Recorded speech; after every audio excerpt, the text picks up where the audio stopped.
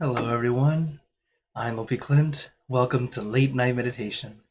As always, it's great to be here online with all of you, whether you're watching from Zoom, YouTube, Facebook, or Twitch. So, hello again, everyone. Hello, Dad. Hi, Eric. Hi, Vivi and Hope. Thanks for joining here on Zoom. Also, hello, Beverly, Julie, and Jade on YouTube, and everyone watching on Facebook and Twitch. Of course, if you're watching on Facebook, I am streaming to several pages at once. So if you don't see my face in the top corner, very likely I can't see your comment right now, but I'll always go back and reply, as many of you already know. So, hello, Kenoon. Thanks for joining in. And as always, I hope you've all been doing your homework, right? For those who are new or may have forgotten, the homework is whatever you're doing, have relaxation and awareness. It's a great way to help you practice meditation outside the meditation hall, as we're always trying to practice getting that balance. When we can balance these two things, relaxation and awareness, everything else starts to fall into place. So I hope you all keep up your practice, and you'll find yourself getting balanced a lot easier. Hello, Gunyan. Thanks for joining on Facebook. So, as we know, for Fridays, it's our long silent session. So as we practice, remember, take your time, take it easy. Feel free to take breaks, or push pause, or just stop. Totally fine, okay? Because as we practice together, Fridays are our day to really go in deeper, longer, have more time with yourself. So, as we practice, allow it to happen. Allow yourself to experience. You don't have to force or push. Take your time, take it easy. All right? And hello, Terry. Thanks for saying hi on YouTube. So, let's get into our perfect position, as I like to call it, because it's perfect for you. And when you're ready, gently close your eyes. Take in a deep breath. Breathe in the cool, calm, relaxing air. And breathe out all your worries, thoughts, and responsibilities. It's important to start our meditation something like this each time, reminding ourselves to let go, let it be, release and relax. Especially for our regular meditators. After a while, we tend to unintentionally start to feel we're supposed to do something. We're supposed to look a certain way. Supposed to feel a certain way. That is expectation. So, instead of all that, simply take a break, relax your body, relax your mind. Meditation is a mini vacation. It should never feel like work. So don't try to do anything. Just simply allow yourself to sit back, relax, enjoy the show, letting our mind center, staying with our meditation object or image, helping our mind slow to a standstill.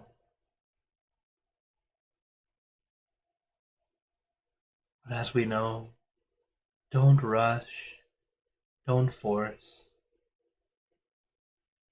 Take your time. When we take our time, that's when you start to gain all the benefits. But if you start to rush, it's like you're spilling out all the peaceful feelings. Like trying to fill a tub of water with a pail of water, only the pail has a large hole in it. It's practically impossible. more water comes out than you're able to hold on to. So don't force. Take your time. After all, we're learning how to slow down. As when you slow down, your progress will speed up. It sounds very opposite to what we've learned in life. When we want to progress, we work harder, we work faster. But when it comes to meditation, we must do the opposite. Not trying to make something happen, but allowing it to happen naturally. So slow down, take your time, relax your body,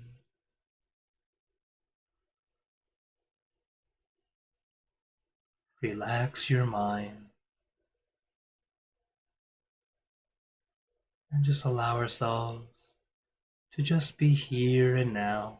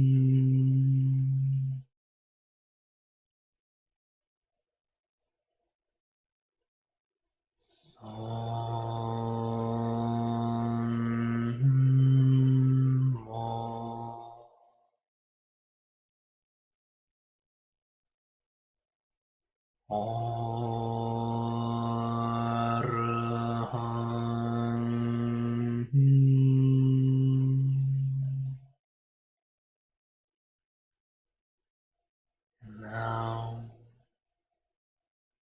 let us continue in silence,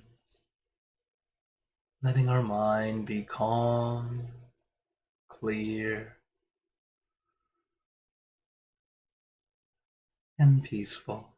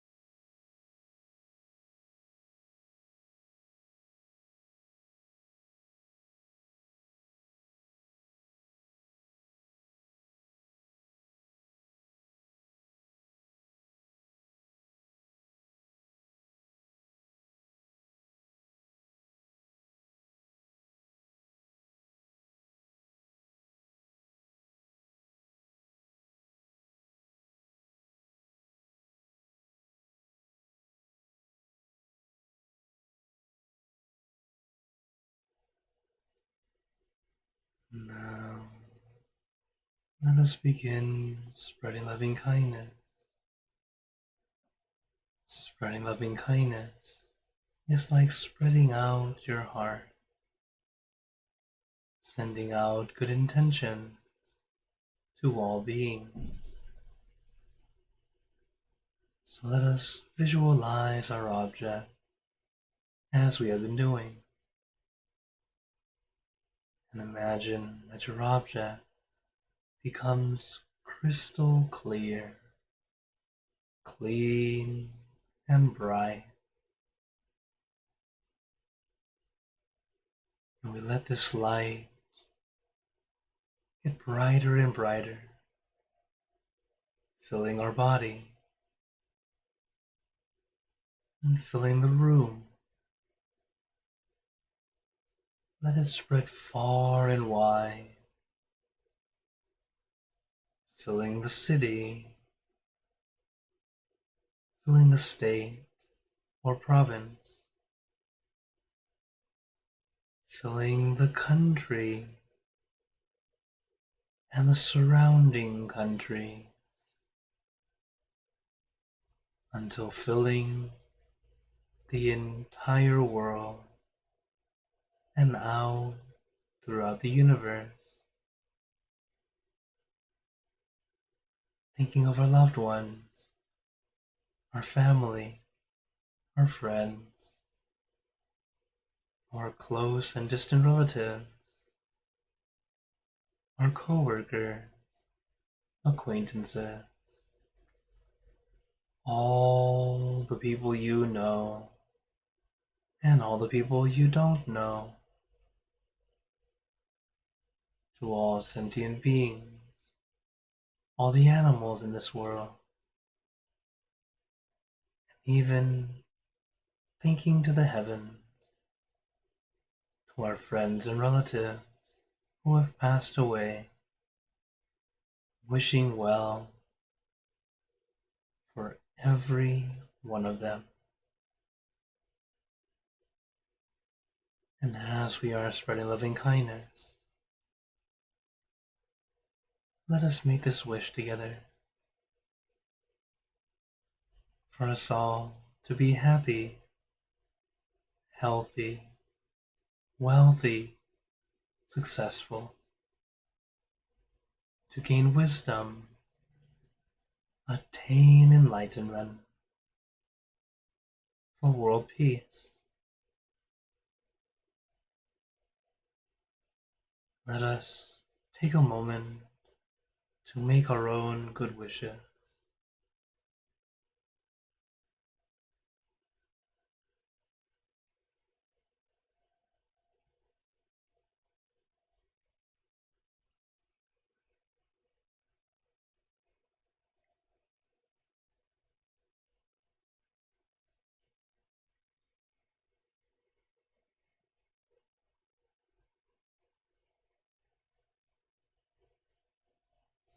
Sape Buddha Parapata Pacceka Nanchayang Palang Arahanta Nanjate Jinarakam Pantami Sapaso Sapabuddhanupavena Sapatammanupavena Sapasankhanupavena Satasoti Bhagwantu Te. And now, very gently and at your own pace, opening your eyes, take your time as we slowly come back. You can take in a few deep breaths, do a little stretch if you'd like, as we slowly come back.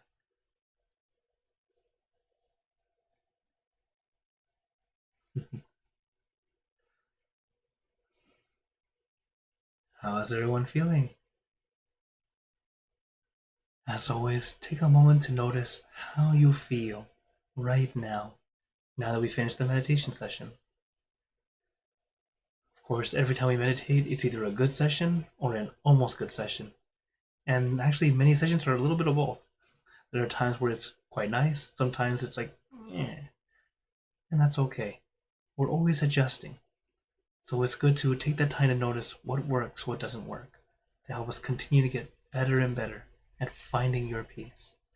And then after finding the peace, sustaining it, keeping it with you longer and longer. So I see more people have come in. Hello, Mom. Hi, Akshi. Hello, Simon. Thanks for joining in. And I see hello, Anna Maria and Sue on YouTube. So, as always, I open the floor to you all if anyone has any questions. I see a question has come up from YouTube. Hello, Hakuzo. He says, is there anything you can only learn from Buddhism exclusively? Actually, with this one, what I would actually say is, Buddhism is a you could say a religion or a practice or a philosophy of nature.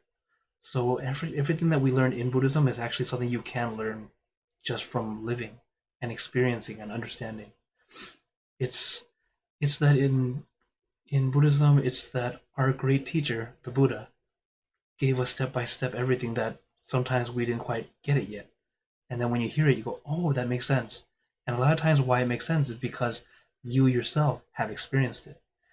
There's actually a story where a very the Buddha's right hand man, Sariputta, he was arahant, right? So he was also enlightened to a degree. And back when he was still starting out, the Buddha was giving a lesson. He was giving something a lesson to the monks, and he told the monks he asked the monks, "Do you guys believe what I told you?" And a lot of them said, "Yes, I get it." And they said, "Well, what about you, Sariputta? What do you think?" He says, "Do you believe what I say?" He says, "No, I don't believe you." Everyone's like, "Wait, why don't you believe the Buddha?" And the Buddha explains, "It's because what I talked about is something he has never experienced. So that's why he doesn't believe it. Don't just simply believe from what we say, but take the information and see from your experience. Does this make sense?" This is how Buddhism actually teaches us. It gives us knowledge and information, but from there, it's you who will experience and start to apply it in daily life to see if it really works or not. Because in general, as a Buddhist, yes, I believe that everything he has been teaching us is absolutely correct. But at the same time, whatever I haven't experienced myself, I don't jump onto it right away. I just go, okay, this is the information for now. Kind of like when we talk about heaven and hell.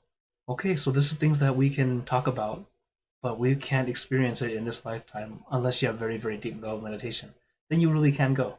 But I can't teach you that one. I'm not that high yet. But anyways, so yeah. Okay. Oh, Kinmoon has says something. He says, since Buddha preceded Jesus by 500 years or so, and Buddhism migrated to other parts of the world, why is there such a difference between Buddhist view of afterlife from a Christian view of afterlife? Oh, it's all due to understand that as Buddhism spread, it was more so information shared, but some cultures were already there before Buddhism too. And sometimes they don't really, some practices and customs have continued going on, but then they don't actually consider a certain religion or something like that. It's like, think of it like how traditions and cultures have changed and have evolved over the years. It's like that. So the understanding of life after death has been many different ideas, different things according to what felt right to the people in that time. So it would always adjust as it went. And then, but at the same time, Buddha was just one enlightened person. There have been many before him. Even the Buddha himself said, I'm not the only Buddha. I just happen to be the Buddha of this era. But there are other Buddhas before, and there will be more after. For example, if you ever go to a Chinese or Mahayana temple, they always have thousands of Buddhas in a shrine because they like to honor all the bodhisattvas. A bodhisattva is a Buddhist term saying a person who plans to become the Buddha or on the path toward Buddhahood. So it's both people who are persevering to become a Buddha, those who have already been a Buddha. Usually bodhisattvas before, but in Mahayana Buddhism they use it as a complete term saying that it's both those who have become, and also those who are planning to. So it's talking about that we can all become a Buddha, which is very true. We absolutely can. It's just that it takes many lifetimes, a lot of practice, a lot of different things that we go through. For example, even the types of Buddhas, there are different ones. For example, the Buddha we know of, Siddhartha Gautama, he is a teaching Buddha. There are only up to 5 teaching Buddhas in one eon, according to Buddhism. In this eon, he was the 4th. So there's one more after. That's a teaching Buddha. But there's also, now the word Buddha means enlightened on your own. So you achieve enlightenment, meaning you attain that deep wisdom on your own. No one teaches you. So once you learn from a teacher, or who has enlightened, like we know the Buddha has enlightened, now we are just followers. We have learned after. But we give that extra title for those who are the ones who discovered it and then shared it with us all. We call them the Buddha. But also, you don't have to be a sharer to become a Buddha. There are also what we call silent Buddhas, you may have heard of. A silent Buddha is not quite a silent monk, but it's actually someone who enlightens on their own, but they don't have the ability to teach. And you go, huh? How is that? You've met many people like this. Think of when you went to school. Some teachers, they can teach you about anything. You go, oh, I get it. They're very good. They're natural teachers. And there are people who are doing their best to explain, and you still don't get it. This is why it's a little bit different. It actually requires more lifetimes of practice and teaching, learning how to teach, to become a teaching Buddha. And then there's another type called Paramaputtacao, which is they are pure in both body, mind, speech, as well as